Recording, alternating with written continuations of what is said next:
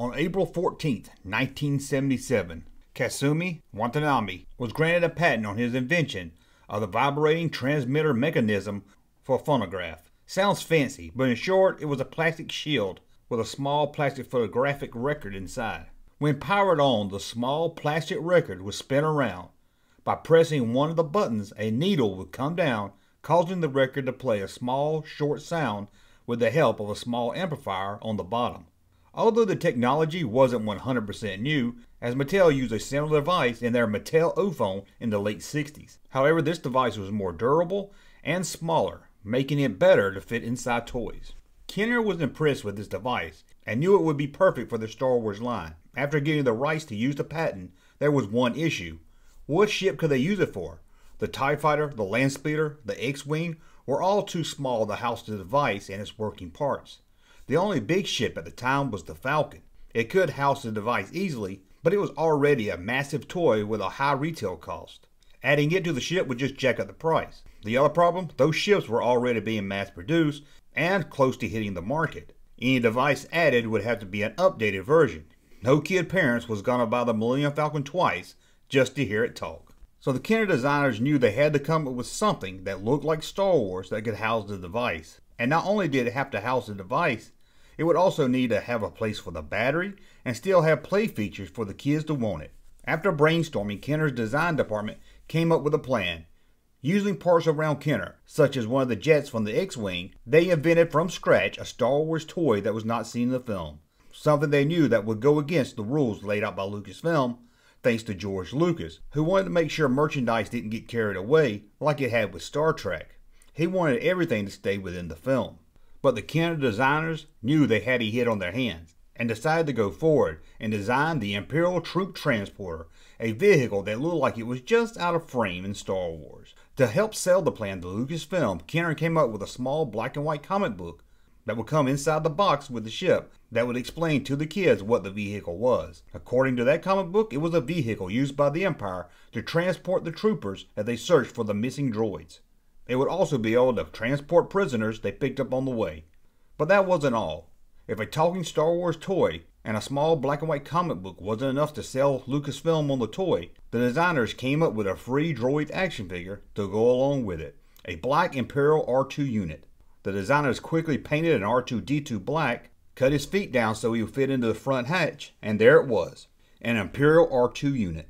The talking vehicle would play 6 sounds, including dialogue from the movie. Plus, it would hold 8 figures, 9 counting the new R2 unit. It would also come with a free comic book and plastic headpieces called prisoners' immobilization hoods that would be placed over the head of his prisoners. The front of the ship had a hatch that would open up to place the R2 unit inside and the troopers to drive the vehicles. After seeing the prototype, Lucasfilm loosens its rule on toys not seen in the film. But sadly, this is where a lot of the story gets lost in time. What made Lucasfilm change their mind? It's really unknown, but it was probably the inside tech, hearing the sounds from the film, as it made it stand out from any other toy on the market at the time. As Kenner started to look into production of the Imperial Troop Transporter, cost was getting out of hand. This wasn't the iconic Millennium Falcon, or a small toy like the Land Speeder. Kenner knew it would have to keep retail low, as kids would pick something they have seen in the film over this toy in a second. So the first thing to go was the exclusive figure. It wasn't needed. Next, Kenner redesigned the whole ship to get production costs down. The trooper holding area on the side of the vehicle would stay.